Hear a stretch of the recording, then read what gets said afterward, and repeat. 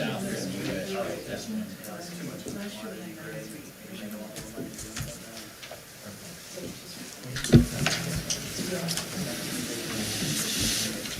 Please go ahead and turn your microphone off.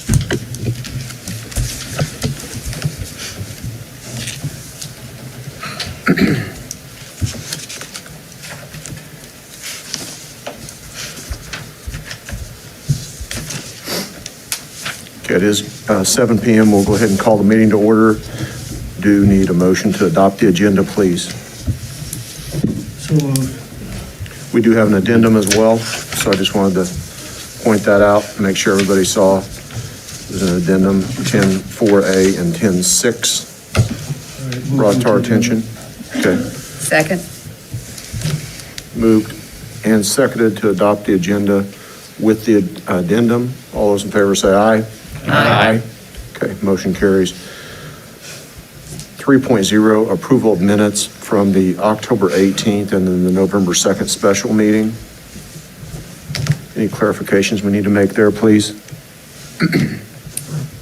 Move to approve. Second. Okay, moved and seconded to approve those minutes as printed. All those in favor say aye. Aye. Okay, motion carries. 4.0, consideration of bills and warrants.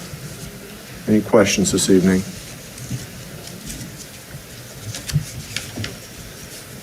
Move to approve bills and warrants. Second. Okay, moved and seconded to pay those bills and warrants. All those in favor say aye. Aye. Okay, motion carries. 5.0, hearing of requests and suggestions of citizens and organizations.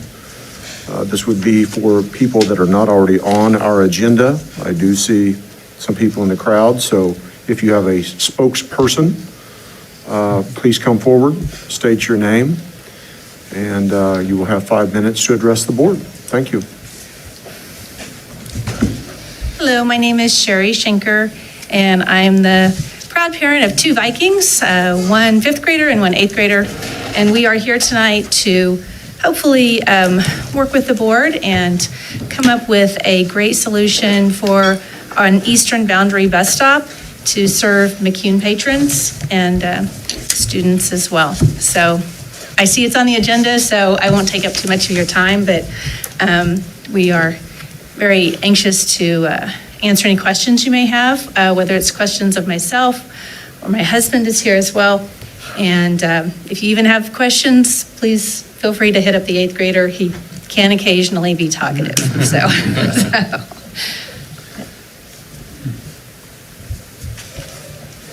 You are correct. We have tabled this item several meetings to make sure we were all here so we could properly deliberate it, and appreciate your kind comments about our district in past discussions and so forth.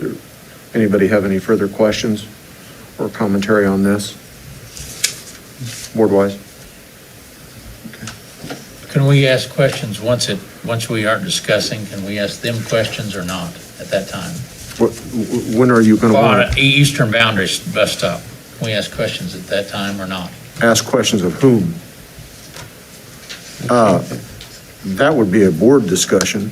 If you have some questions, probably now would be the appropriate time to ask them of the patrons since they're here during this period. Okay. How many students probably would be riding this bus?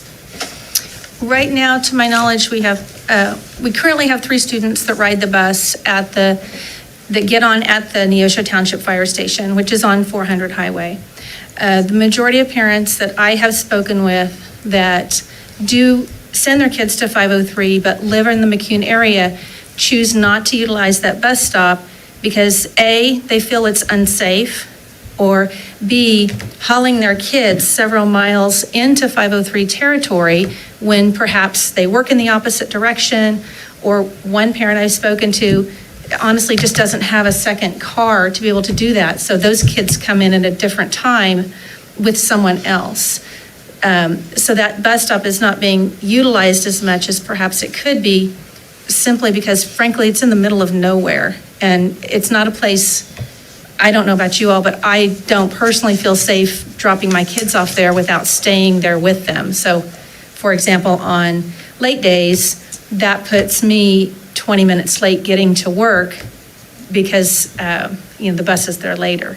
Whereas if that bus stop were in town at our city-owned bus stop that other school districts and a church uses, that is a safe location, parents would feel safe letting their kids walk to the bus stop or dropping them off at the bus stop because you don't have to worry about who knows what coming off of that highway, to be honest, or pulling back out onto the highway where people drive way faster, and we all know they drive faster than 65 on 400 highway, and hoping you don't get smashed in the process.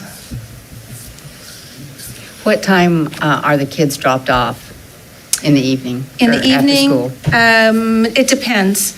Sometimes the bus is there at 4:15. Sometimes the bus is there at 4:45. You just sit and wait.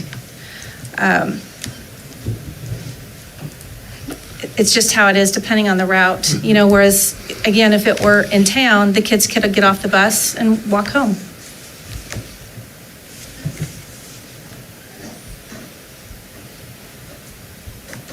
And I might point out that the eastern boundary is just under 3 miles from the bus stop located within the city of McCune. And we do already have a different district using that bus stop, which is it's not USD 247, it's 504 that uses it, so. You bring up mileage, that kind of begged the question for me. How far away is the closest Cherokee School District school from McCune? Let's see, the elementary kids go to Weir, so that's on the other side of Cherokee and then down south several miles. So what's the approximate distance? I would guess maybe 13 or 14 miles, maybe Okay. maybe farther than that. I know Okay.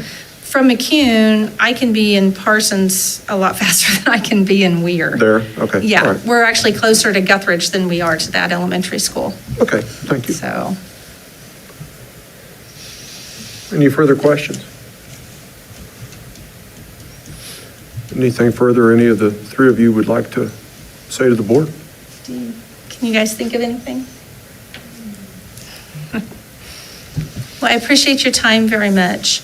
And if you do think of anything else, please don't hesitate to ask.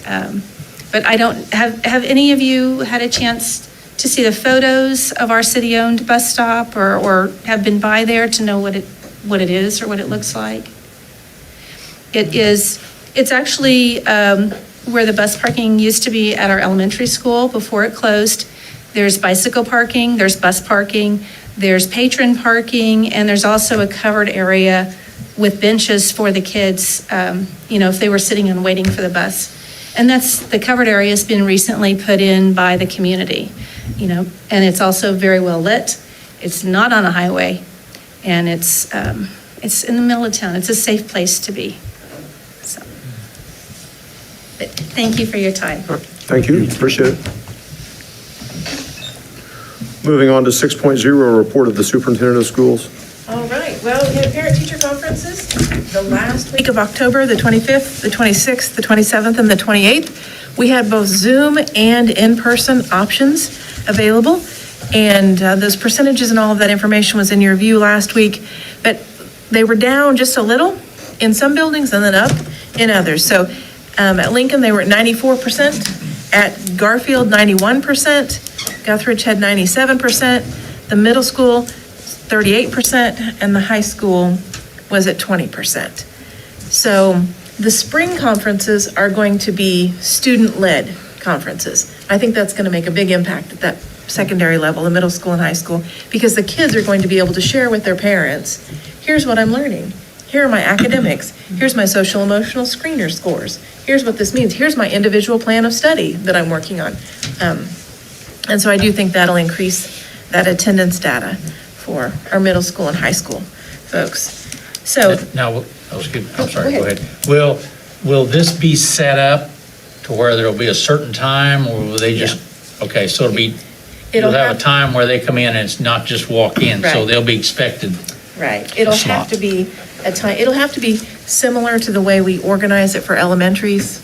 so that a parent, if they have more than one kid, they can make sure they have the chance to see both of those Right. people and don't have to wait. So, yeah. And we'll have some open time in between those, so if they want to go talk to their math or English teacher, then they can do that as well.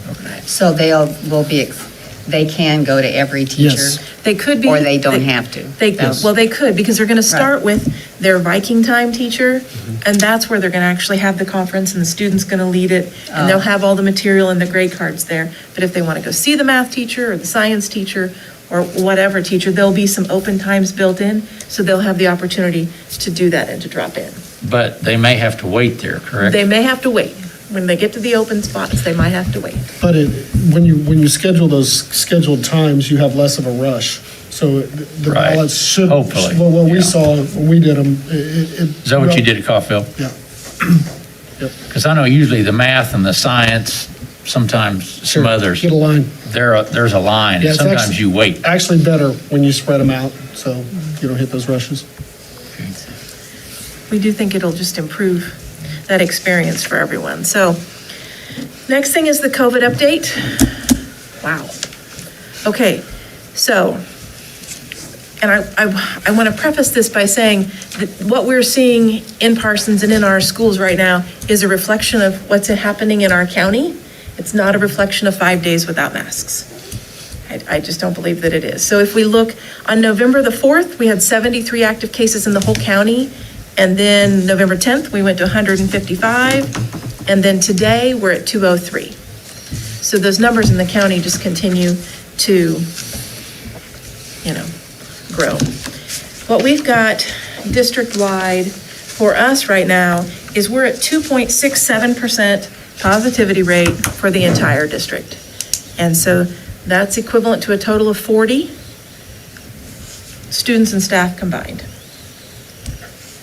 And so when we break it down and look at buildings in particular, the high school actually has the lowest number of positive cases, and and they have less than 1% positivity in their building. So that's kind of where we're at. We've been doing the test to stay, and that has worked.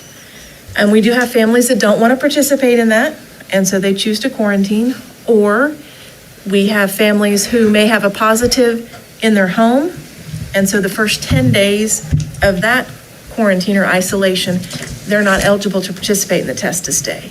But then the next 10 days, they would be. And so we have some of those that are testing. Friday, we tested 85 students and staff. Today, we tested 70. So as people come to the end of their 10-day isolation, that drops people off of the list, drops people off that have to test to stay, and then as others are positive, it is a constant moving and fluctuating thing. Are we doing enough to get information out? Reiterating not just once a week, but how communications, social media to these parents to encourage this? Are we sending out? Encourage them to plenty? test to stay? Yes, the students. No, encourage them to get their shots. To get vaccinated. Vaccinations. We've sent some things out. We can continue to do that. We have been, I think she did half a dozen more this last week. So I do feel like those numbers are increasing. And what I've noticed is, I'm helping in the morning, getting them through the line. A lot of parents have said, okay, so if I get my kid vaccinated when this is all over, we don't have to test to stay next time. And you're right, they don't. They just have to monitor for symptoms. And then I've had the opposite, where I've had people on the line say, nope, we'll just keep coming and doing this. We're not going to vaccinate. And that's totally up to them. Our goal is to keep kids in school, and the testing to stay is a way to do that. I got there this morning at 7 o'clock, on the dot, and there had already been 2 carloads that had gone through. Our CHC nursing staff has done a really good job getting it organized and calling and doing those things. So we'll continue to make those vaccines available. There is no charge for that. There is the consent form that they'll need to fill out. And the test to stay, is it up the nose or is it? It is. It's a intranasal swab. It's 5 turns in one nostril, 5 turns in the other. It is not the intra, is that what it is? It's not the PRC where it's clear up That's what I wondered, okay. to the pharyngeal. It's not the pharyngeal test. It is just, and so it tickles, kind of makes, a little boy today, it really made him sneeze. So he was giggling and sneezing all at the same time. So it isn't anything that's traumatic or haven't, or anything like that. So do me a favor, explain to the general public and to me this process of contact tracing and quarantining. Who does it? When is it done? Where is it done? How long does it take? And what are you trying to do? Okay. So for contact tracing, that's done in combination with the CHC, our health staff in each building, and the administrators. And what it means is we're going to, let's say we have a positive student, a student that tests positive. What we're going to do is So hold on. Where did they test positive? They could have tested positive at their local provider, at Walgreens. They could have tested positive anywhere, or they could have tested positive in our test to stay line. And they have to tell you that, or do you just know that, or how do you Okay. know they're positive? So the parents have to call. If they do the test to stay or test to know in our buildings, we know. If they've gone to CHC, we have access to that because that's who our nursing staff is contracted through. If they go to a private provider, their own doctor, that's something that the parent is responsible for calling the school and letting them know. But you don't have to go and test.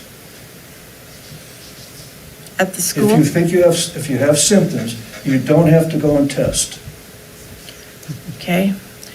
So if they're at school and they have symptoms, they can either test at school if the parent gives them permission, and that's the test to know, or their parent can pick them up and take them somewhere to be tested. Well, my point is, a parent or a student can refuse to be tested. They can, and then they're required to stay home for 10 days. So then who asked them to take the test? The school would ask them. I mean, if they come to school and they're symptomatic, then we're going to ask that they take a test to make sure that they aren't positive. So in other words, you don't know if they have the flu, or you don't. They could have strep, they Okay, could have a that's what I'm sinus saying. infection, yeah. It could be a variety of things. Okay. And what we're trying to do is just to keep folks safe. I'm trying Yeah. to clear this up, because people ask me, I don't have all the answers, so I'm Okay. asking you. Okay, Well, she doesn't have all the answers No, I don't. either, so I'd like to know what's your objective with the questioning? How much time does it take? to contact trace? Yes. Okay, it could take upwards of an hour, hour and a half, because once we've identified the positive case, the student that's positive, we have to then identify every place that they have been and who they've been with unmasked. To the best of your ability. To the 'cause you best don't of, always oh, get sure, that right. yeah, Okay. absolutely. So we have to look to see, okay, were they in small groups? And then we have to look to see, does this child do a good job of wearing their mask or not so much? Then we have to go back and look at bus footage. Rick goes back and looks at bus footage every day because it's a mandate on the bus, a federal mandate. So in other words, it's the administrators and the medical, the Right. nurse or Uh-huh. And then they identify all those people that were within 6 feet for 10 minutes or more, or were not properly masked, or whoever they were in contact with and not properly masked. And they're considered a close contact. And then they're sent home to be quarantined? Well, they have options. Okay. They can either go home to quarantine. If they're vaccinated, they don't have to go home and quarantine. They just have to monitor for symptoms. If they aren't vaccinated, they can go home, or they can sign the consent and do the test to stay Every day? every day for 10 days, not on Saturdays and Sundays. We had one little boy that was kind of confused. He said, wait, I can't get COVID on Saturday or Sunday? Well, you could, but we only test on school days. Lori, a little correction, is 3 feet. It's 3 feet. What did I say? It's 6 feet. Oh, 3 feet. That was the old one. It is now 3 feet. Yeah, on and that. that's the other thing. Things just So continually change. just a friendly amendment to this discussion. What she's talking about is not the modified quarantine procedures we were under before we relaxed the mask. So I think what you're referring to is the contact tracing that's been taking place since we didn't have to do that under the modified quarantine procedures. Right. But And so now that everyone's masked again, we go back to the modified quarantine Well, see, procedures. that's where the confusion Right, comes in. it is. We go back to the modified quarantine procedures, so we won't be required to contact trace if everyone's been properly masked. So that's what one of the advantages of masking is. Absolutely. Okay. And it is confusing. It's a confusing thing, and a lot of people have a lot of questions, and so. But the more positive you have, the more you have to contact trace. And so Mr. Gordon would be a better person to answer in his building the man hours, but I would anticipate during that week that we went without masks, contact tracing in excess of 100 to 150 hours in this school district, contact tracing. And Mr. Gordon did a lot of that every single night himself. And transportation And so came up on just- the weekends and ran Yeah, video. so- And they still do that too for, if they're able to run But video. anyways, that's, All right, thank you. All right, the next thing is the Sr2 and Sr3. So our Sr2 application went before the task force on November the 5th, and it was approved by the State Board of Education on November the 9th, which is a wonderful thing. So our expenditure plan, change requests, it's all been approved. So our Sr2 was $2,075,087. That was what was allocated to us, and that allocation has been approved. So we may make some changes to that, but all of that money is ours. We didn't leave any money on the table, which is important. Sr3 is about 4.4 million. And so the big thing there is 20% of that we have to set aside for learning loss. That 20% of 4.4 million is a lot of, that's about $880,000.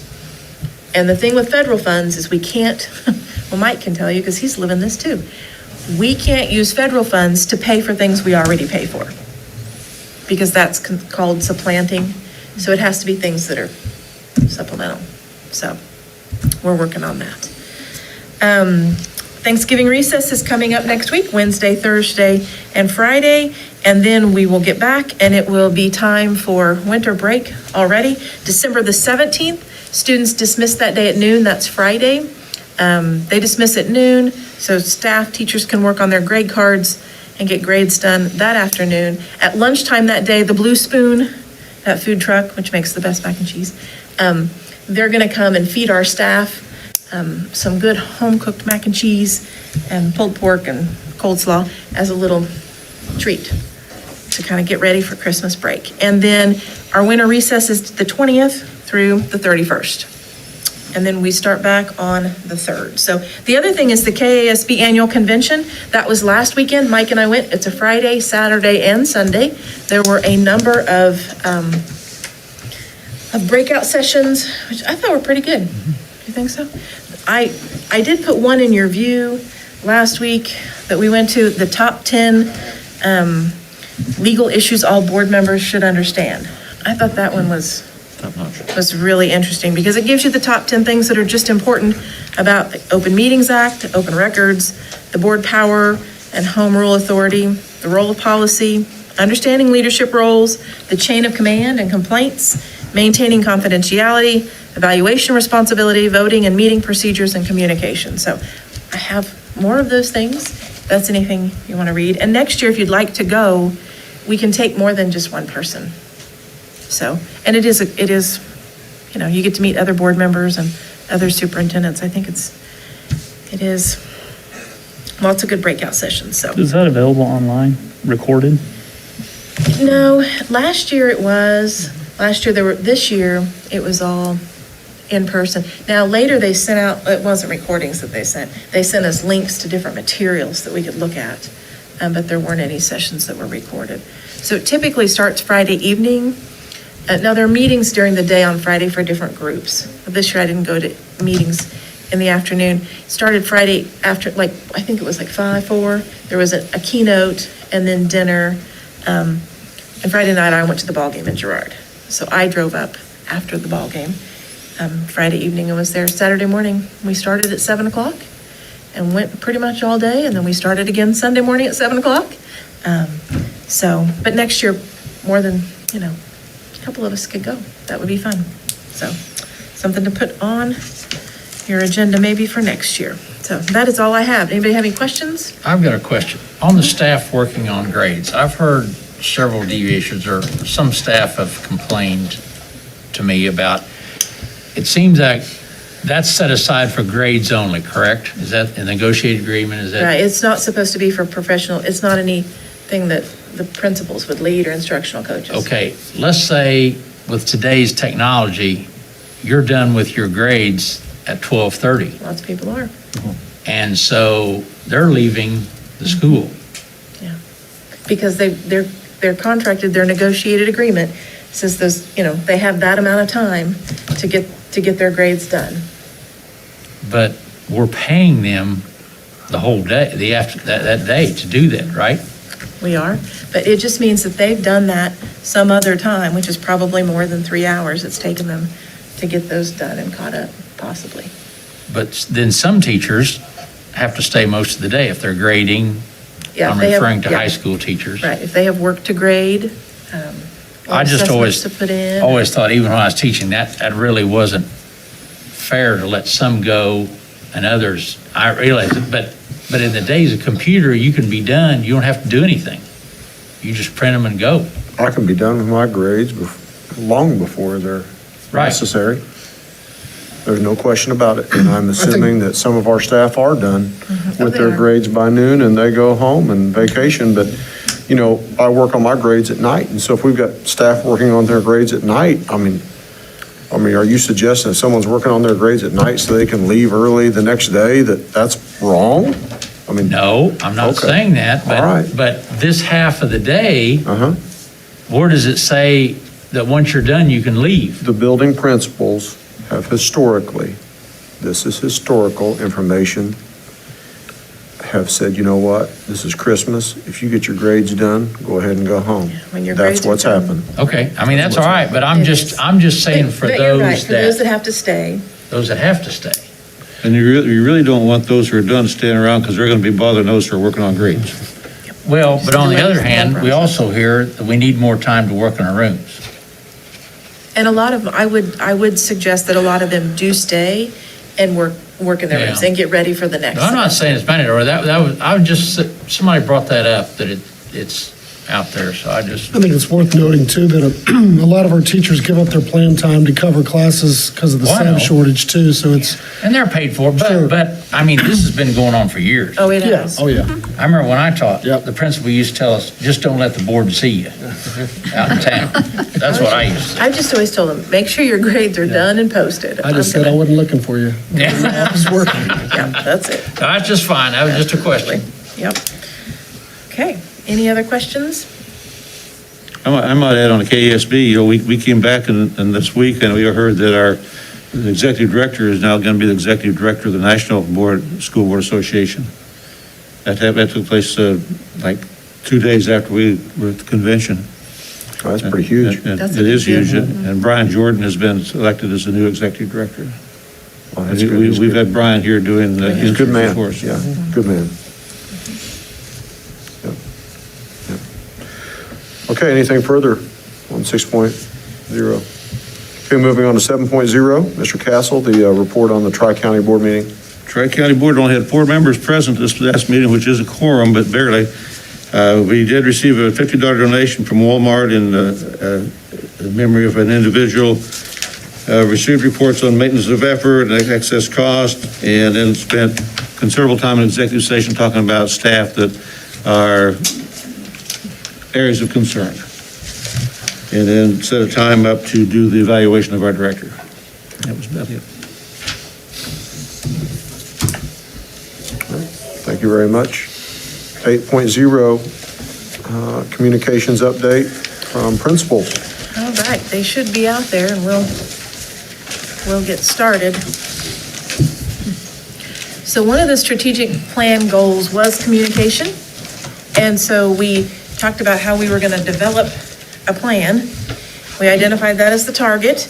And so in your information that you have today, just to look through, gives you 2 or 3 different pages of information in case you want to go through and read those. So I'm just going to kind of go over a couple highlights, and then our principals are going to talk about how they do that, what it looks like in their building. So on September the 17th, we had a day of some professional development time, and so there are representatives all across the district from all different buildings that are on the communications team. We met that day to kind of come up with some ideas and to get some input. And I mean, the goal is just to make sure that we're communicating with our staff, with our students and our parents, and with our community. So we've got those 3 actions. Those are the 3 groups that we want to make sure that we're touching, we're making contact with.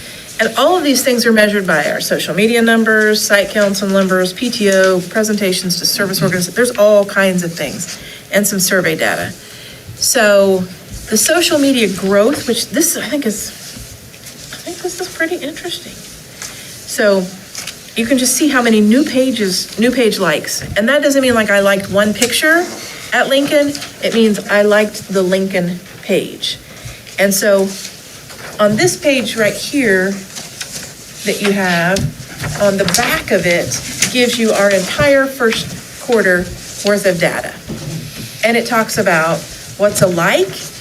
And then if you go to the next slide, it's going to talk about what it is to reach. So there's something different between someone that goes on and likes it, likes the Lincoln Facebook page, or reach is just the total number of people that have seen any kind of content on our pages or about them.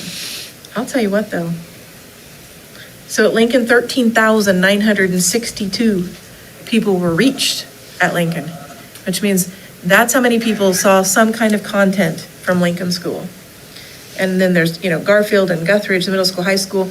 The high school, it's really fun because there's and middle school too, there's so many athletics and activities. People are always, there's a lot more to post about, and there's a lot more to look. People want to go and see those things. But you don't know if that's 13,962 different people. Those could be the same people. Well, It could be. Those are Could be. generated through social media that push those out. So yeah, and so it could be. I'm sure that there could be some duplicates in Sure. there. Sure. But it means 13,962 times someone has, have But I seen think you also see information. the, how much it's up from previous, and it's just getting, the important thing is we're getting what's going on in our schools out. Out. That's the Out to goal. our community, and we've learned this is just a great way. Well, I to don't reach disagree that. with you. I follow you, and then I share, and then I get responses on the share. So it's not so that's 13,000 people all over the United States, or all over the Yeah, world, sure. actually. Yeah, and you can actually look in detail where you're reaching, how many from That'd be Parsons or interesting to other. find out. Sure. I think it's been very impressive, everything that's been posted, and just really good communication. It is. Thank you. And our building principals have worked really hard. And so when I asked them, I said, it's time for an accountability report. The communications is on there. If you want to just share something, then we can share it at the board meeting. So Eric sent me this big PowerPoint and so had Tyler, and they were elementary as well. So we've got one combined PowerPoint that can kind of highlight the things that we've done. So Eric, you want to start? Yeah, I will. So I have to turn around to see it. But the first one deals with communicating with the community. Mentioned social media. ThrillShare's one of the platforms we use to push that out. When you post on ThrillShare, it posts to the website, Facebook, and our Twitter page all at the same time. If it's under 280 characters, it'll go to Twitter. If it's over it cuts that out. So we've used ThrillShare a lot. Parsons' son, I've been contacted by Ray and Colleen because they get my bulletin. They'll come up here in a second. Then they'll say, hey, I seen your bulletin. This is going on. Can we come up? And absolutely, Colleen's been in the building quite a bit. But having her and Sean, they do a lot for our schools. Growing site councils, that was a goal of mine going in. Our site council was pretty small. Olivia's on it. She knows it's kind of small, but we're trying to grow that this year. That's my one goal, or one of my goals. The signage at the high school, those big smart TVs, and then all the other older TVs, we've put what are called Chrome bits on them, so they play a repeating slideshow. You'll see it at the district office too. That's kind of how we get things out a lot to our staff, well, mostly to our kids, but at ball games, that's always rolling. And if you're very intentional about it, you can throw some information out there on a Tuesday or Friday night, knowing people will see it, and let it run on those Tuesday and Friday nights. And then our website, like I said, whenever we post, what you see on Facebook, it also goes to our website. Number 2 deals with communicating with students and parents. Our parent notification system, that's another good thing Thrillshare has. I can type up a text and I can send it out through Thrillshare and it'll come to them. Instead of going to Facebook, it'll just go to the parent's cell phone. We also have Shout Point that goes along with Infinite Campus. You've probably all received a Shout Point at some point from us. Staff collaboration and input, we've been doing the Wednesday mornings. Social media targeted to parents, we mentioned social media. The weekly bulletin, you'll see that on the next slide. That's going to be that s'more bulletin that I send out. I started that about 2 years ago, and it was a great investment for $79 a year. That's what I think it cost me to do s'more. Some of you get that. You've signed up, and you get that email every week. Even if you don't, I put it out on Thrillshare. So everyone in the community can see the bulletin, the total transparency. We don't have separate bulletins. You don't even have to be signed up for it to get it. And then another place of growth, you saw that number of 20%. That's the lowest we've ever had for parent-teacher conferences since I've been here. But student-led conferences in the spring, we hope bolster that. And I know I heard you guys talking about the student-led conferences. So that's a number we hope that will go up. So there in 3 columns is this week's bulletin. At least part of it, because there's more to it. There's always a weekly schedule of what's going on. There's repetitive information I put down below there, things that we like to recognize kids. So there's kind of a picture of what the bulletin looks like. If you haven't seen it or don't get it, just let me know. I'll get you signed up. All I have to do is put you in our mailing list and you can get that. And then finally, enhanced communications with staff. Weekly announcements on Monday mornings. I always send out an like a week at a glance. I'll usually hit that maybe Wednesday and maybe Friday. So Monday's the big one. Wednesday's the addendum. Here's the things that have kind of changed, or here's some reminders. And then Friday is just kind of a, hey, have a good weekend. Here's what's going on Friday today. So I try and do that 2 or 3 times a week. The monthly calendar, that's something that we keep up, and it's real time. All the teachers have access to it. So when I make an update on the calendar, it's real time. They can see that. I share that at least once or twice a week. The IPS, that's the individual plans of study, the social emotional learning pacing guides, the teachers all have access to those. Should never be I didn't know what we were doing on Wednesday in IPS. That should never happen. That's always out there for them. And then the walkthrough forms is another way to communicate. And Jeff has some pictures. There's the monthly calendar. You see it's kind of color coded. The color coding's for me. That's just how I operate. I know that the blue is social emotional. The purple is faculty meeting. Anything yellow deals with IPS, and anything green is our Wednesday collaboration. Go ahead and move forward. There's our IPS pacing guide with links. So if a teacher says, what are we doing on December 14th, they can see what's on the IPS pacing guide. And there's the walkthrough form, and that's just a piece of the walkthrough form. But we've put a new walkthrough thing in for the district, and I've really liked the new walkthrough form. It's good. Oh, and I guess more on number 3. Oh, that's right. It's a lot. On the Wednesday mornings, we've used the Wednesday mornings for committees. And our committees, I've got another slide of that, but we have technology, IPS, social emotional, and community and civic engagement. Those are our 4 committees. Department meetings on Wednesdays, social emotional on Wednesdays, and then IPS stuff. Haven't had to do as much IPS. We hit that really hard early. Giving you examples, showing them presentations. Here's what you're doing on Wednesday. Here's what you're doing on the next Wednesday. And then curriculum work, that's kind of what we spend our Wednesday mornings doing in collaboration. There's our committees, and I'll turn it over to Tyler.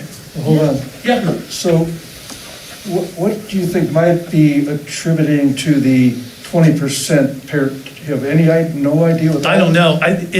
Part of it could have been the combo Zoom in person that we had. There were some people that thought we were just doing Zoom.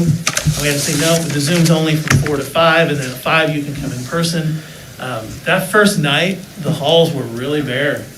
Usually on parent-teacher conference night, that first night, we've got a good turnout. It's not that we didn't push the information out there. So maybe, I think what you said is probably true.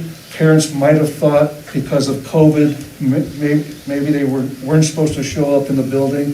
So even though we have all this communication, there was still some miscommunication. Absolutely. Okay. You can over-communicate and still have that, yeah. Yeah, I appreciate that. And there were, last year, when I went back and looked, last year, 30% was what we'd had in attendance at the high school for parent-teacher We've been right conferences. around that 30% So, mark. since 2015, we have all of, it's been just right around, With know. Infinite Campus and the ability to check on grades. And one of the emphasis we had this year was for our teachers to call home on kids who had Fs. And I pushed that really hard at the beginning. We made a lot of phone calls. You can see them logged in Infinite Campus. And I think once Paxton Swanson's dad has heard from the teacher a couple times he's got an F, he might not really feel like he needs to come up and hear he has an F again. That communication ahead of time can make our numbers go down. right. And they can look on Infinite Campus at any time and see exactly how they're doing. So that does. So, but I do think that student-led conferences will get those numbers, that engagement back up. So another thing, so at our meeting with Chief Spinks, and I think you put in the view that our SRO, school resource officer, will not be with us, and we will be reimbursed by the city. Is that correct? Well, the school resource officer has not been with us full-time first semester because of the shortage. Right. And she may or may not, depending upon their staffing at PD, be with us second semester. But yes, for the first semester, that will be, we will not be charged. We will not have to pay the city for that. But I will tell you that anytime we need PD, we just call and they come. We've missed our school resource officer. Yes. She was really good. Absolutely. She's good. She's great. And we missed her. Yeah. Because the And- research shows you have a school resource officer, fighting is like this. Just the deterrent of having an officer in the building. Exactly. And and we had a couple rough days where there were a few fights, and since then, there have been none. Right. There's a real intentional plan for supervision. And we met with the kids. Sure. And just went Said over no what the more. expectations were. And it's been It's been much better the last much, 2 weeks. much better. And it isn't anything specific to Parsons. It's everywhere. When I go and talk to other superintendents and we hear from other principals, kids are having a hard time. So, Thank you. thank you. How's it going, everybody? Good. Those chairs all slow. He's got all his stuff All on right, I'm his. not going to break my neck to turn around. I'm just going to put it on my phone really quick. And so the first one was action one, and that is our community. Inside of our community, I utilize our Viking, that's so high school, hang on. You're gonna have to break your neck and turn around. Yeah, action one is the community within Parsons. We have a couple different news pieces that we put out. The first one is student created. That would be the video in our one of our communications class, or video and graphic designs with Larry and Kendricks over at the middle school. The weekly newsletter, that's something that I put out on ThrillShare that's created by my office. And it takes a look at our Viking time and what we're doing as far as social emotional learning, individual plans of study at the middle school level. It outlines our Vikings of the week and rewards. In the comment part of it is where I actually take a look at the next 10 days or the next 2 weeks of school so that parents are getting a reminder. And in the activities portion of it, we also include the addresses and start times of where our events are for that week. We utilize social media, site council, and also our building website. And so the first image, is one of the videos, episode 8. The next one is our first site council meeting.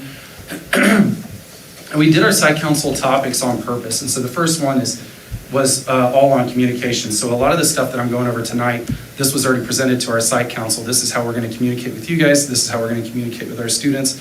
And this is how we're going to communicate with the greater community and staff as a whole. And so this site council meeting that we have organized on Wednesday this week is actually going to go through our social emotional learning and our plan from the district down to the building. Action item number 2 was for our students and parents. Again, kind of like Eric, we have the parent notification system where we can send out alerts to the parents or just helpful information, whether it's about, reminders about parent-teacher conferences or any kind of events that are coming up, or, the changes in our mask mandates or our mask rules inside of the buildings. Staff collaboration and input, that would be a part of our actual strategic goals. We have committees assigned to community and communication inside of the community. Now, that weekly newsletter, the same one that I put out on ThrillShare, I also email to every one of my parents. And so that goes out on Monday, every Monday. And so if you're the primary guardian at Infinite Campus, you're going to get that same newsletter with all of that vital information. And obviously, we utilize student-led conferences. The next photo, that is our strategic committees and outlines. And so we have our building leadership team, which is how I communicate with the staff, my veteran leaders. A lot of times before I meet with the entire staff, I use them as kind of a soundboard, and they offer a lot of guidance to me. You know, we've got staff members that have been there for 20 plus years, and so that's important to me. Our academic data team, how we're supporting students, social emotional inside of the building and rewards, community engagement, personnel, and then individual plans of study. And so those are our committees. Those are our 5 committees, and they all have a purpose and responsibilities. The next picture, that is our newsletter. Some of you guys have probably seen it on Facebook. I know Lou shares or engages in it weekly. And so that's just trying to keep everybody inside of the loop. The last piece is action 3, and that's going to be communication with staff. So, and I've done this the entire time that I've been there. I email the staff as soon as contract time starts at 7:40 a.m. every Monday and Friday. And so inside of that is always your week at a glance, what the week is going to look like, and calendar events that are coming up. So anything that's changing, whether it's a lesson in Tuesday's social emotional curriculum or IPS on Wednesday, a lot like, well, it is the exact same. Those curriculum maps that Eric was showing is one of his examples. We have the exact same thing built into our admin updates. And so that admin update goes out on Monday and Friday every week. It has the lessons, it has the curriculum guides, it has every activity and as many details as I can include. And so it's in a bullet pointed list in a document. It's also on a calendar, much like what Eric showed you. And so the first photo, I'll kind of bounce around a little bit, Jeff. The first photo is that admin update. And so those blue links take you straight to the lesson or straight to the topic. So you can click on that and it'll pull up the video and the questions that the students are going to answer.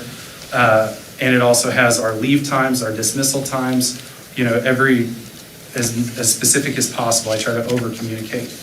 The next picture, that's our calendar for November and kind of what it looks like. And so as like Eric said, it's a living document. Whenever I make an edit to it, it updates the staff right away. So anytime, the more recent they look at it, the more accurate the information is. And so that would be twice a week they get both of those documents along with an outline. Hey, don't forget, we have a fire drill, for example, on Friday. They also have staff meetings once a month. Ours is planned for this Thursday.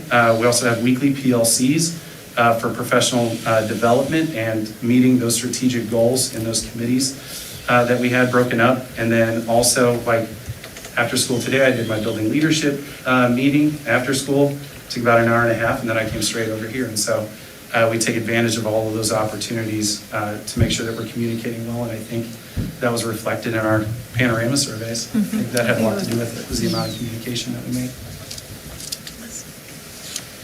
Any questions for Tyler about the middle school? All right, thank you, Mr. Gordon. Thank you very much.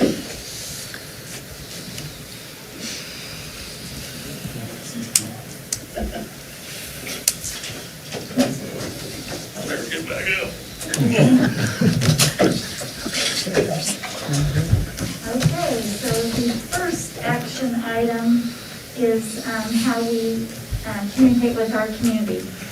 And a lot of them are the same that are in the other buildings, the social media and Thrill Share, the Parsons Sun, our site councils, our signs, our website. Before the COVID came about, we, like at Garfield, we already had some partnerships with some community entities. And so even though they can't come in our building as much or at all, I found that they call us and say, what are the things that we can be doing for you?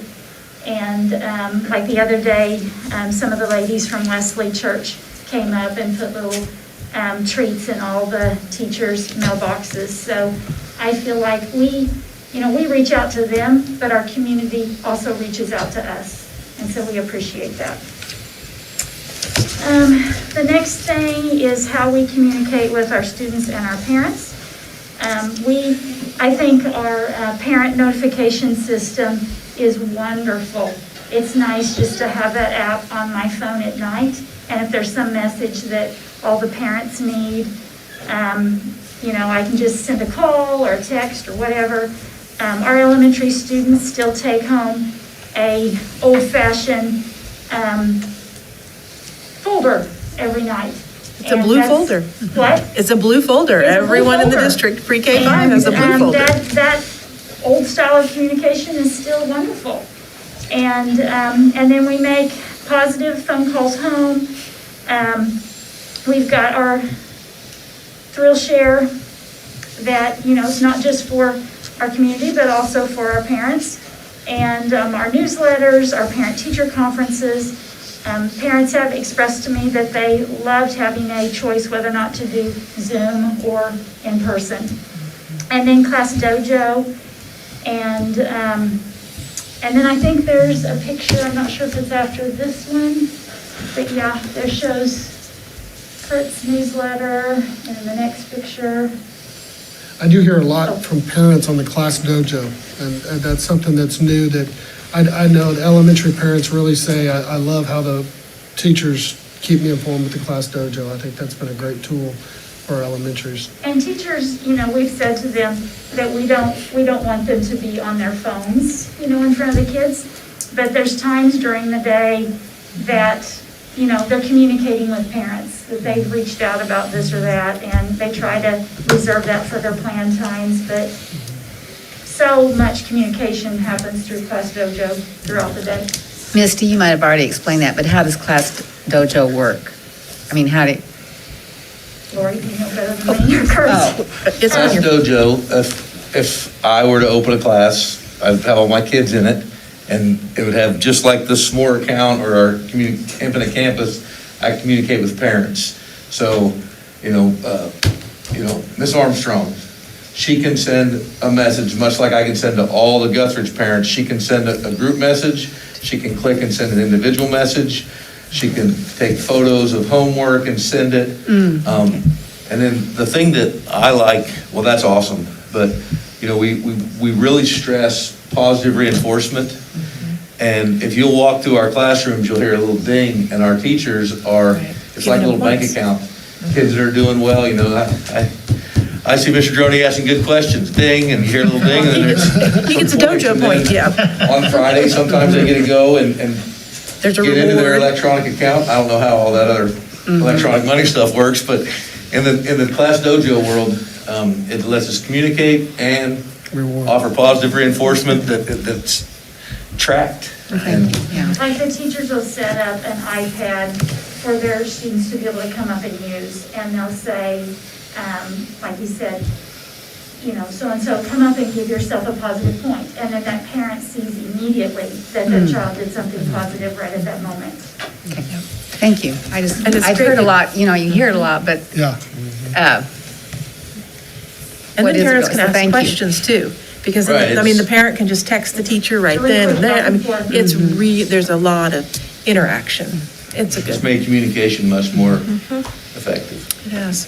And then, Garfield, and the next one is on. She got the sign. And then this was, we followed Guthridge on this idea and did our first awards assembly with our families through Zoom just last week. And parents contacted us back and thought that went really well. Good. And it was great because then they could turn it on at maybe wherever they worked or at home. And if they weren't able to get away, they could still actively be engaged and watch and be a part of it, so. And I would mute them all, but then when their child got the award, they would unmute themselves and go, yeah! So fast, and anyway, it just amazes me all the things to do. And then, Okay, and then action 3 is enhanced communication with staff. We all try to do a lot of the same things that you've already heard. The Remind app is what we used to use. Some of us still use it. For me, and I think for most of us, that group text, you just shoot that text and they get it back.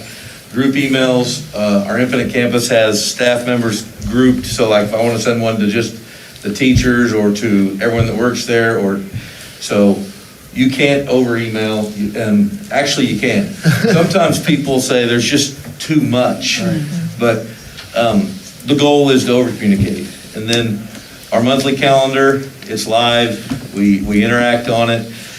People can get on it and see whether they're renting we don't have near the activities that the middle school and high school have, but maybe somebody wants to use the safe room, they can get on there, we can see if it's being used. I really like the morning 7:30, the PLC time. There's probably a slide, but we planned that out ahead of time. We sent it to our staff. These are our agenda items, and long-term planning can be a little oxymoronic because, you got to be a little flexible, but at least we kind of know what's coming up. You kind of look, you got 36 ideas.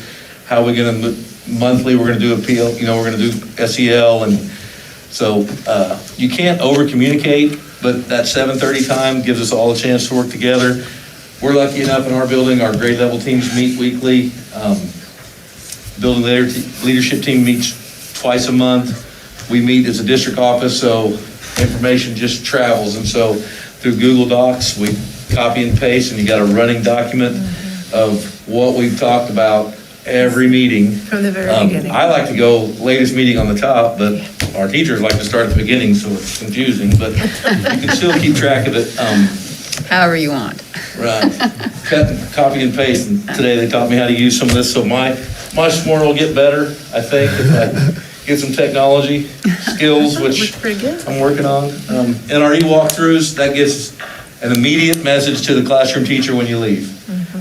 We really try to make sure we say something we really like what you're doing, and then try to say, hey, I like to pose it as a question like, can you see what our students are using? And we've got different things a teacher can use technology-wise so they can see what all the iPads are on. Like Mr. Holmes has got one where Yeah, that Go Guardian. he can see everything they're doing. So we just try to really communicate district-wide, almost pretty much in fashion.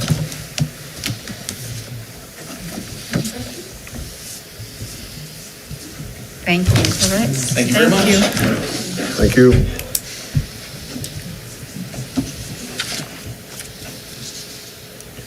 Okay, with no further discussion on 8.0, we are moving on to 9.0, discussion and action on the eastern boundary bus stop. Before we discuss that as a board and take action on that, I do want to address Mr. David Shanker. He's here, and I'm glad to see he's here.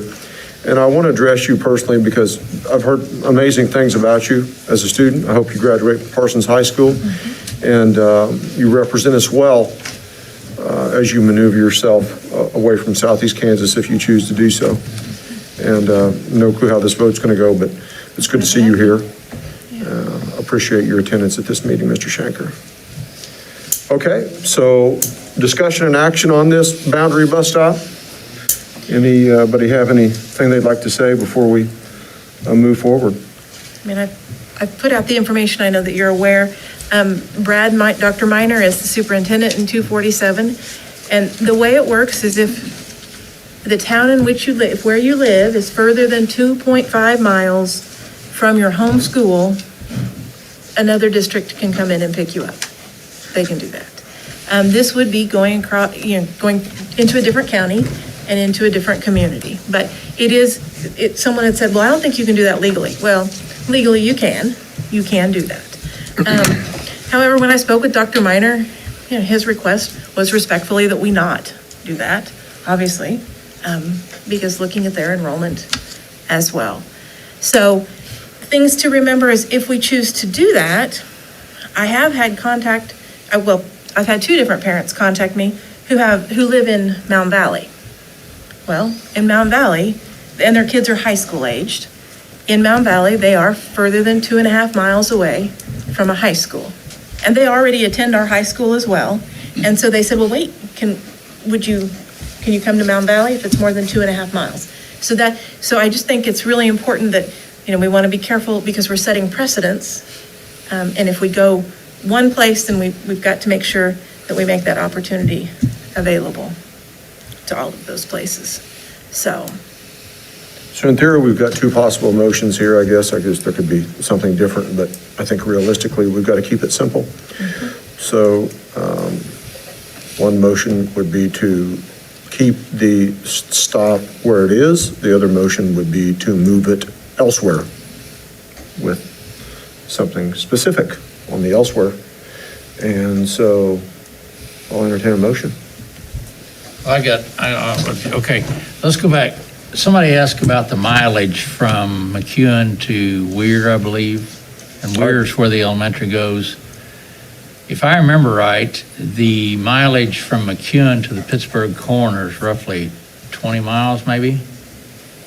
And Weir is two back, the Weir corner is two back, and Weir is two south.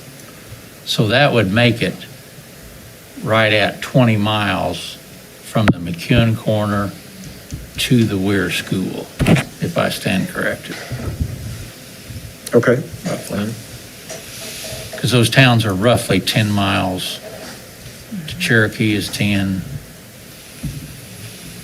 And then on the Pittsburgh corner is another 10. And so we currently use the fire station right out there, and we don't ever leave a student unattended there. So if we get to the stop and that someone's not there, then we always call. Sometimes we have to bring them back in, sometimes we wait just a little bit, and they can come, but we don't ever leave a student unattended there. So, But I feel if we can go and pick up, I mean, I think any superintendent, and did Mr. Minor acknowledge that he enroaches in our district? I was not aware of that, no. Yes, I've said that before. I thought you did too. Oh, that was not 247. Now, at 504, there was that issue at the pecan store that I was aware of, and that was a one-time deal, well, two times. The student had gotten dropped off where their parent, because their parent worked there. So 247 is the Cherokee district, I was unaware that there was someone picking up or dropping off there. They pick up where Miranda used to live. At Where who? Strauss. Who? Okay. And that's clear the Parsons district. Well, we'll address that. We have a serious issue right now with another district, and we'll be addressing that. It's probably going to require significant addressing, and we'll address all these issues. There's no question about that. Because there is a boundary map that we use that's on the KSD. Oh, I know, yeah. Yeah. But I'm saying if it's 3 miles and we want to gain, if we can gain students, I mean, each student, and they do well here and they want to come here, I don't know why coming in for 3 miles, they're not going to go to, some of them are not going to go to 247 anyway. These are students that are coming here now, and we may pick up some more, you know. I just don't see why we can't. So let me ask you this, Jeff. So if there's another issue with another district, would this vote have any bearing on that issue, the way however we vote? If we vote one way, will it not have a bearing on the issue that you're referring to? Look, all I'm going to tell you is this. If we have to engage in the next phase of discussions and potential litigation with a district that is entering our district and picking up our students and not following the rules as prescribed by the state, it would be my personal opinion that we're not entering another district picking up students if that district has not approved it. Now, this is a board. We can vote however we want to. No, I understand. That's all I'm saying. Well, then it's That's obvious. just my personal opinion. Okay. Well, yeah, I'm That's my sort of personal trying to opinion. find the ramifications of if, you know, And I just think we have to be very cognizant of the fact that we want people to stay within their boundaries. When we go and pick people up, we want them to stay, out of ours and within theirs. And just because we can do it, and we can, because it's 2.5 miles, I don't feel like that makes it right. And I think we've got to be careful, because then anybody else in these other little places around that might be, more than 2.5 miles, that I think that's just going to open up the board. We're going to have more bus stops and go other places. And that's hard for just relationships, getting along with other districts, which is what we want to do. Well, it seems strange to me that he wishes we wouldn't, but yet he comes within our district. That's what bothers me. I wasn't aware that he was doing that. I think I brought that up because I went out there and physically said, it's on the way to the farm. I mean, I saw the bus pick up from that house. Okay, let's assume that's accurate. We'll address it. Sure can.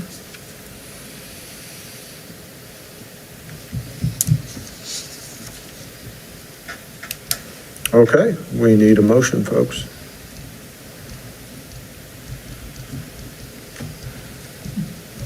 I'll make a motion that we continue to have our bus stop at the fire station. Okay, motion on the floor. Is there a second?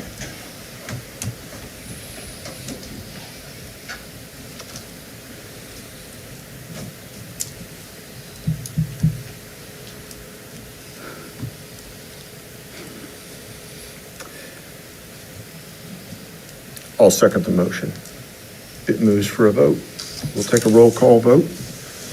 Mr. Castle? Your Yes. vote's yea? Yes. Mr. Ray? Based upon, I don't want to set a bad precedent, so yes. Mr. Durrani? No. My vote's yea. Ms. Olivia? No? Yes. No. Okay, vote carries, motion carries 4-3. 10.0, action to accept donations to schools. Okay, the donations are listed on page 38 in your board packet. May I ask a question? Sure. Would the board reconsider this if we had a letter from District 247 in writing saying that it was okay? Because I'm more than happy to go to their board meeting and request it. You know, we can't bind future boards, and we have a new board that's coming on board in January.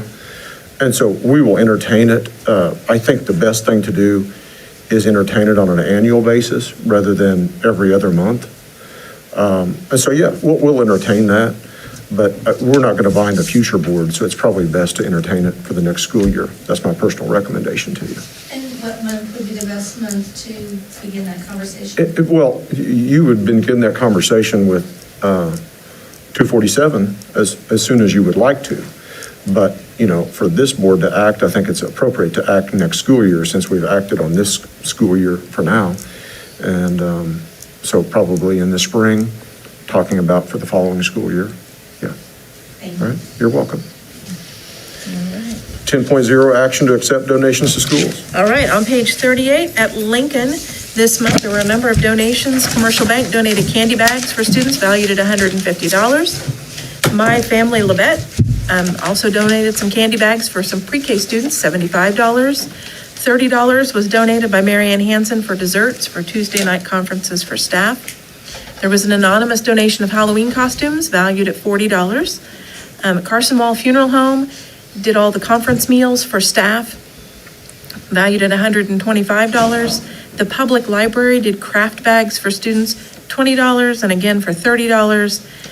Parsons PTO granted a kindergarten request for $406.91, and the Parsons Grade School PTO did another parent-teacher conference donation for food, $175. So total of $1,051.91 for the month there. At Garfield and Guthridge, well, at Garfield, there were none. At Guthridge, Parsons, the PTO donated $150 towards meals.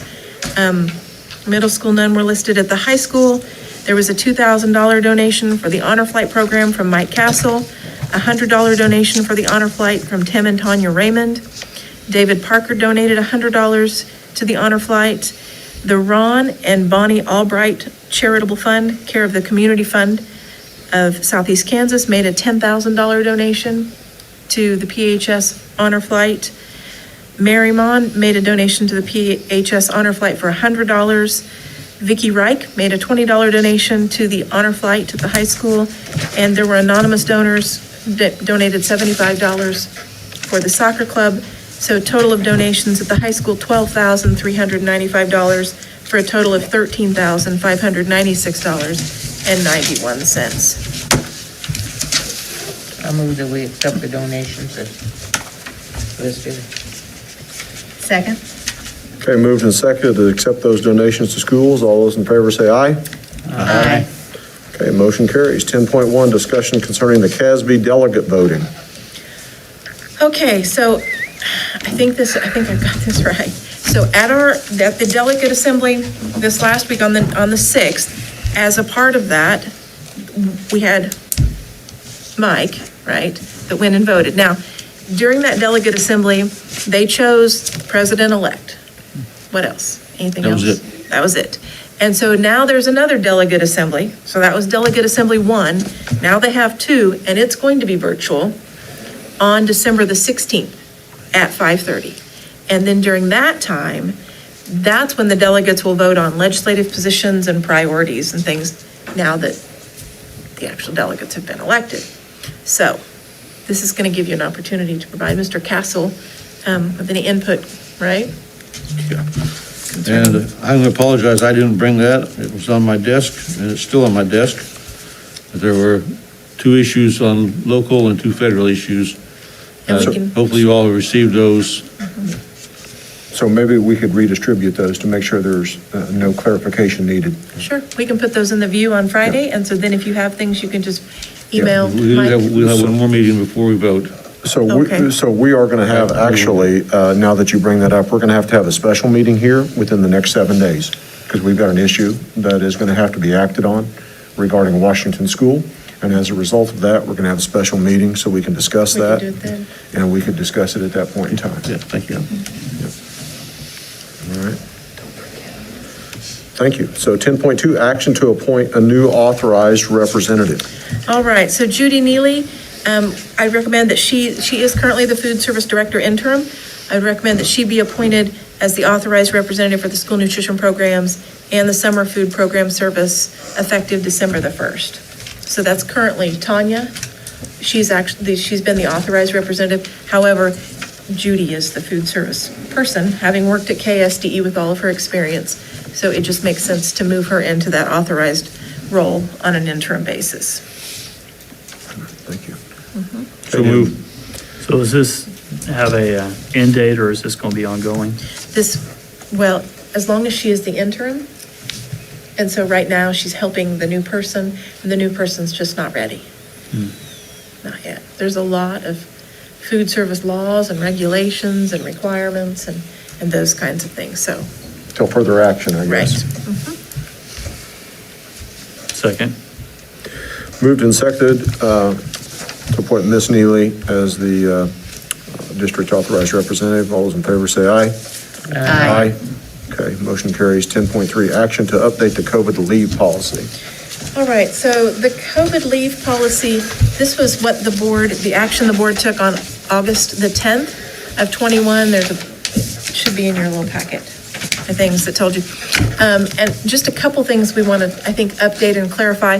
One of those was that they were able to get the COVID leave if they were experiencing COVID symptoms and being tested. And now that we have tests right there at the school, they don't need to stay home to go and get a test and wait. And in August, we didn't have that availability at the schools for them to be tested. And so this week, I've had a couple staff members that didn't feel very good, and just already on Monday. And so I had 2 that went through the line today. They just got a quick COVID screen and it was negative. So then they were able to go to work. Or one of them said, it's negative. I don't feel good. I'm going to go to the doctor. And then they were able to take paid time off. So I would recommend that line be removed because we do have the test to stay option now. And the other is, back in August, we didn't know about a booster, if and when a booster would get here. And you'll notice that on the agreement, it did say if and when a booster vaccine is recommended and available, per CDC, staff must receive the booster in order to remain eligible for COVID leave. And this policy will be in effect for the 21-22 school year. So now that boosters have come out, is there a specific date in which they have to have that booster in order to be eligible, or how would you like to proceed? All of them are eligible now, Yes. Everyone is eligible now.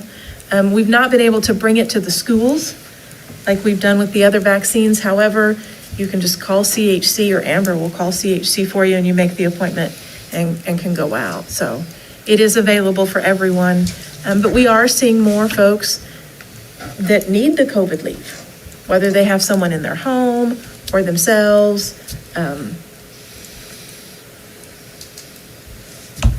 But I also think it needs to be defined as a certain window past your second shot as well. You can't do a booster if you had the second round 30 days ago either. Sure, sure. So I don't know if you need to put some type of verbiage based upon Eligibility. eligibility, Yeah, correct? per guidelines, sure. Okay, which two was it again? So the very first one, bullet point, experiencing COVID-19 symptoms Right. and being tested. Yeah. I'd recommend we can test at school now, and that test to stay, so that's not necessary. And then where, the very last one where it says if and when a booster vaccine is recommended, my question was just then, is there a date? Is there a deadline, or is it if someone needs the leave tomorrow and they haven't had the booster, are they ineligible? I would think if we put a date such as January the 3rd, I think that's when we come back, right? It is. Or when they become eligible because of when they had received the other vaccines, whichever is later. Yeah.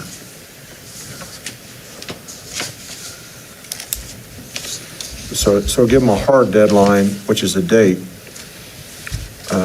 but many of them are already long eligible. We've got the vaccine at our clinics back in February. So I don't have a problem with that. That's given them, most of them, 45 days.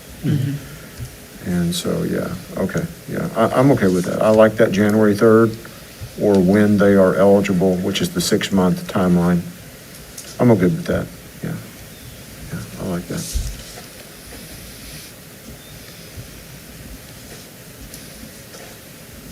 So how do we make it into a motion? To say aye? Well, I think that we've kind of dictated the motion that, and we can devise the language for it. I mean, basically, the spirit of the motion is they need, our staff, if they want the COVID leave that we're offering, need to get the booster shot by January 3rd, most of them. Those that aren't eligible because they didn't have their booster shot by July 3rd, for example, or their second shot by July 3rd, then have until they're eligible. I mean, I think that's a very good grace period for them. So I'm okay with that. Yeah. We're doing what we can for them. So did I make that a motion, Jim? You did make it a motion. So So, both of those pieces. Board Clerk, are you okay with the language? Yes, right. Okay. Striking plus the Okay, all right, thank you. All right, that's a motion. Second? Motion seconded. Everybody clear on the motion before we vote? All those in favor say aye. Aye. Anybody opposed? Okay, motion carries. 10.4, discussion and action on district mask policy. Okay, so currently the mask policy that we have had, oh, wait, it's on this page too, was on November the 2nd of 21 was the last special meeting that we had. And at that time, we allowed, okay, faculty meeting, okay, let's see, here we are. We said high school, middle school, you didn't have to mask unless we hit the 1%. Elementary, everyone was to remain masked. We hit the 1% within 5 or 6 days. I mean, the county blew up, and so, and so we went back to masks immediately. I mean, we sent the text out and everyone wore them. And so that's currently where we're at. Everyone is required to be masked and does remain masked in our buildings. We do, it still is, if you're at a, masks aren't required outside, or if alone in classrooms, workspaces, and offices, and the board has reviewed it every month. What we have found just during the last 5 days with the contact tracing, since it was right after Halloween, and as we're moving into Thanksgiving, and as we're moving into Christmas, and it appears we're right in the middle of a third wave of COVID, if we look at the numbers, my recommendation would be that we as a district continue to remain masked until our January 18th board meeting, and then we look at it then, because we will have had an opportunity to have Thanksgiving, to have Christmas, and to see what the wave's going to look like in the county, and then possibly go back to the 1% or something like that. But I feel like there are only 30 school days between Thanksgiving and when they come, and then the 18th. So when you look at it like that, that's not a lot of school days. It's 30 school days. And I just feel like it would be in our best interest for time on task and for student attendance and participation and for us to be in school, which is where we need kids to be, if we were all masked. I agree. I move that we continue the mask mandate. Hold on. Oh, sorry. I forgot to ask, how accurate is that test to stay? It's in the high 90s. Okay, that's what I thought. So. And what did you ever find out about any incentives from COVID money? And I haven't gotten a call, I haven't gotten an email back from Luke. When we were at the KSB meeting last week, like I said, Ashley Rilletter didn't seem to, from KSB, Angie Stolbaumer and, yeah, said she had never heard of it, and she was going to look into it. right. And I followed up with an email to Luke Soba, because when I called him on the phone, he'd never heard of it either. And he said, send me the FAQ, that frequently asked questions page. And so I sent him what you had sent out, and he said he would check into that and get back. His initial response was, oh, no. He didn't think you could do that with federal money. However, he wanted to investigate, and I haven't heard back yet. There are other entities that will give out a financial benefit for getting a COVID shot, so Yeah, big ones. I mean, $50, but yeah. well, Other- Old Dominion gave a lot. Well, Lou's talking about students. Yeah, I know. Right. And the okay. students All right. could get $50 if Oh, I see. if they go somewhere else. If they go certain places. Well, the issue for me is, I understand what a pain in the neck this masking is. And you said what percentage of our staff are fully vaccinated? Over 90% Over now. 90%. And what percent of our 12 and older students are? Somewhere in the 30%. Somewhere in the 30s. So the goal for me would be, now that the vaccine should be available for 12 to 5, I would like to see at least 7, people ask, well, when do you want to take the masks off? You get to 75%, all you students, take the masks off. So one of the goals would be the percentage of vaccinations. That's what I'm seeing some other school districts throughout the United States do, with some incentives. I personally believe in incentives. I believe that's the way the world works, but I look at it kind of a iterative approach. So we get the first vaccination for our little kids, then we get the second vaccination, and then there's going to be another third booster next year. I mean, it's an iteration. And so I wouldn't necessarily adopt the 75% rule, although that's a pretty high hurdle given we're at 30%. But I like the spirit of what you're saying. I like the incentives. Whatever we can do within the law, I'll support. But we got to make sure we got to figure it Well, out. like I suggested before, we can give back some of the technology money that the parents have had to foot for damage control. Yeah, I mean, so just so that the board understands, Lou and I have discussed the incentive program that we might be able to put together. And one example that wouldn't require federal money is, we have a technology fee. And we discussed that, parents that have already had their students vaccinated would get a refund of that fee. And those that owe that fee wouldn't have to pay it if they got their students vaccinated. That's just an example of an incentive. There are probably other examples that we could think of, but that one came to the forefront. Those are the types of things we're trying to do, is to provide an incentive, and maybe it might need to be more immediate monetary. That's the way a lot of people operate now. We've got a lot of It'll be patrons. interesting what the staff and the administration can come up with. Sure. They're the ones that have to wear the mask all the time, and maybe they have some incentives that we don't know about. Sure. And so I think Lou's bringing it up to the board as the board, interested in these types of incentive programs. He's brought it up before. We just need to figure out what we can do. So, all right. Right. And we just want to make sure that with federal money, what we're able to do and not able to do before we jump right in. Because we've got a plethora of federal money coming down the pike. And so that's the easiest to tap. But Right. anyways. We just want to make sure that we don't give it away and then when the auditor comes back in a few years, that, oh, you really can't do, with federal money, there's just a lot of rules. But they're going to let us know, and we'll be for sure to let you So know. what you're suggesting then is that we stay masked until when? Till the January 18th board meeting. We have a board meeting that day. All right, school will be back in session, so we'll have For the 2 weeks. numbers when we For come 2 back. weeks. We'll have 2 weeks' worth of data after Christmas to look to see what is it in the county? How many more people have been vaccinated? What are we seeing? I just think it's only 30 school days. It seems like you look at it and you think November, clear to January. That seems like a really long time. But if we look from Thanksgiving, well, from now until the time we get back, there's really 30 school days. So are there vaccinations available for our young kids now? There are not, now CHC, it's my understanding, our local office did not get any of those. But it's my understanding that there is vaccine available for ages 5 to 11 at the Lebec County Health Department. And so parents. And local pharmacies, I understand it too. Right. That's what I thought. Or too. doctor's offices. So I'm with Roger. We need to really promote that and educate these kids and their parents. But I'll make that motion that what you just suggested. I think Joanne already made the Oh, motion. I'm sorry. Yeah. I'll second it then. Yeah. Sorry, Joanne. That's all right, that's all right. I interrupted you.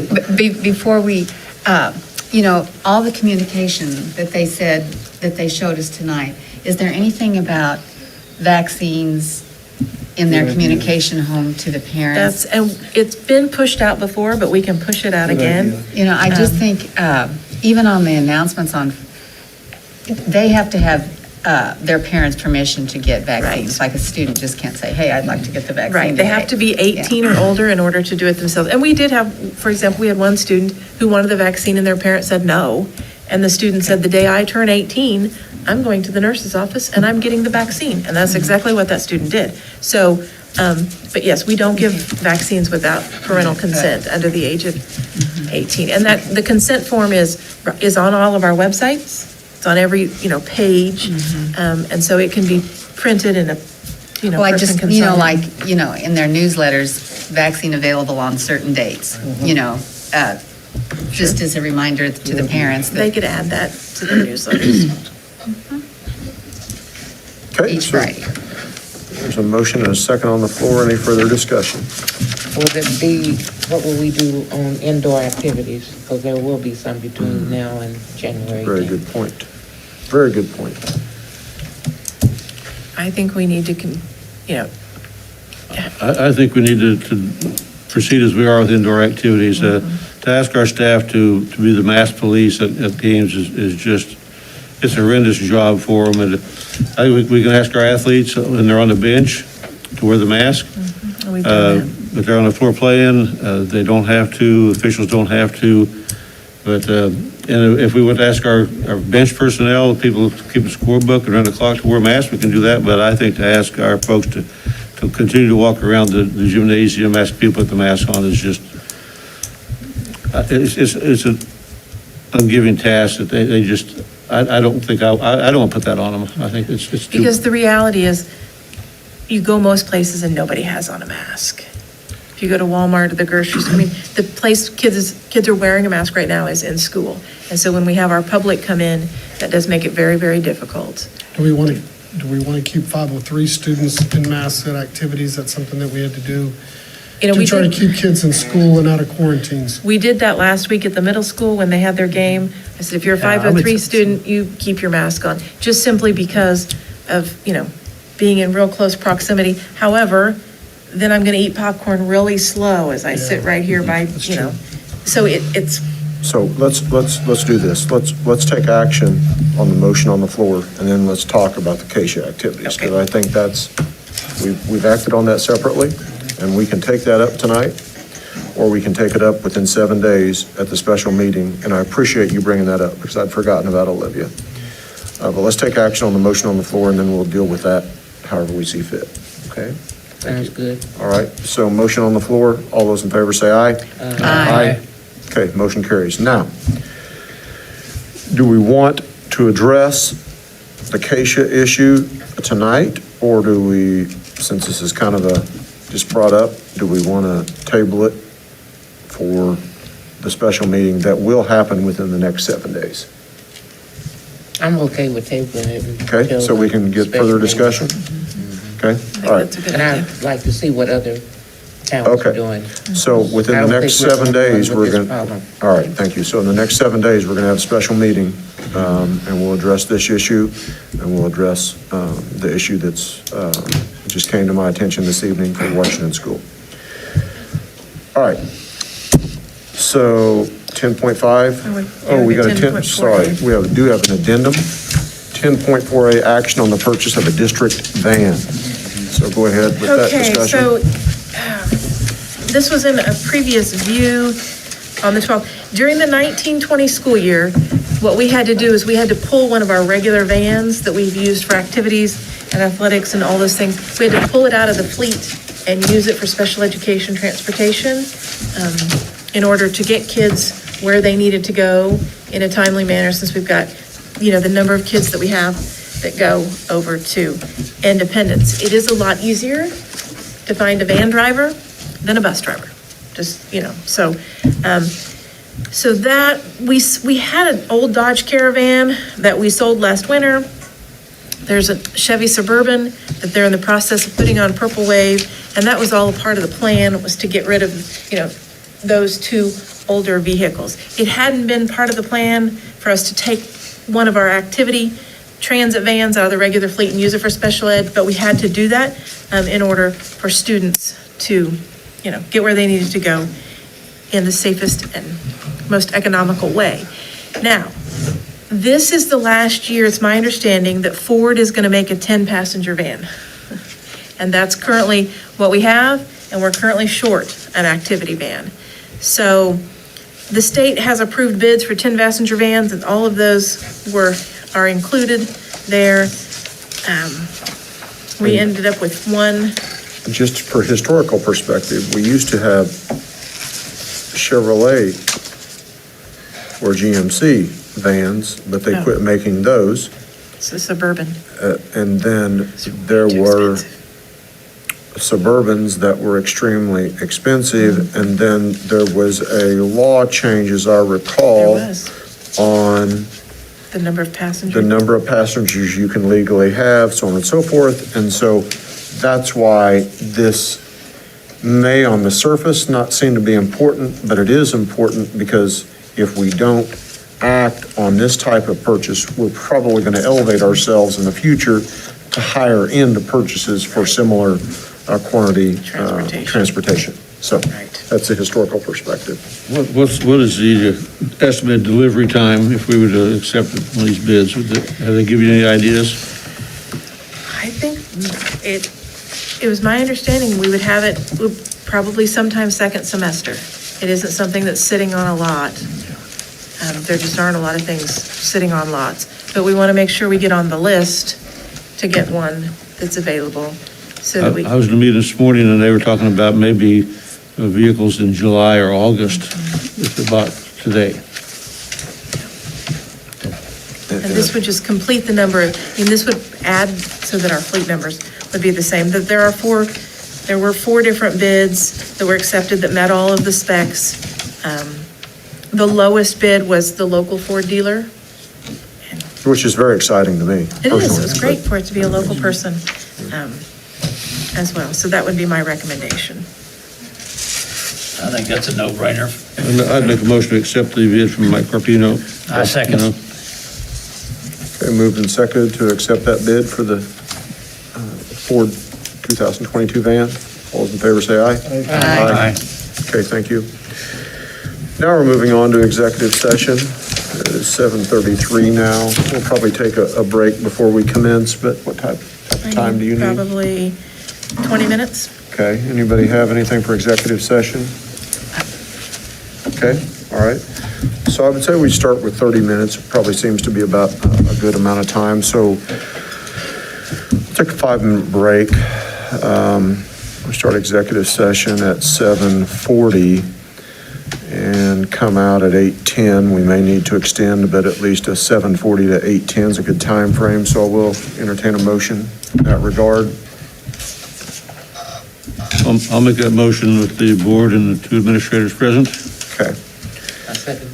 Okay, it's been moved, we go into executive session, to discuss confidential employee information pursuant to the non-elected personnel exception or coma and the exception or employee negotiations or coma at 7:35. Now, we will take a 5-minute recess, a bathroom break, so we'll enter executive session at actually 7:40, return to this open meeting at 8:10.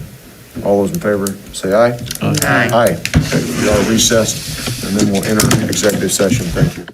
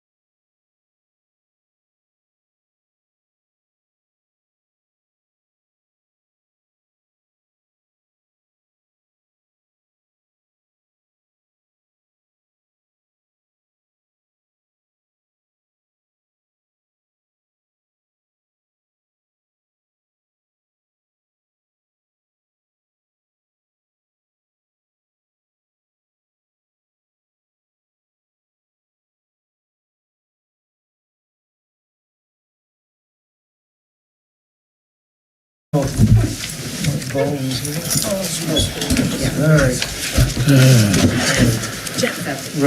Okay, we are back in open session again here. We're all here. And we are moving to item 10.6, action on personnel. All right, and so there's one listed in your board packet, and then on your addendum, there's the additional list as well. So the first resignation for employment is Jamarian Green, Guthridge ISS aide, effective November the 9th, 2021. The other resignation for employment is Stephanie Smith, high school child nutrition, effective November the 4th, 2021. I recommend you approve those resignations. So moved. Second. Moved and seconded to approve those resignations. All in favor, say aye.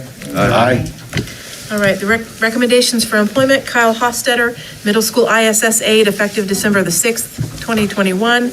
Allie Jones, high school boys assistant swim coach, effective the 21-22 school year. Allie Jones, high school girls assistant swim coach, effective the 21-22 school year. Helen Marshall, high school boys head swim coach, effective the 21-22 season. Helen Marshall, high school girls swim coach, head swim coach, effective the 21-22 season.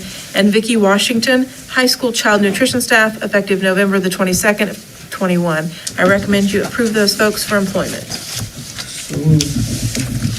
Second. Moved and seconded to approve those recommendations for employment. All those in favor, say aye. Aye. Okay, motion carries. No further business. We are adjourned.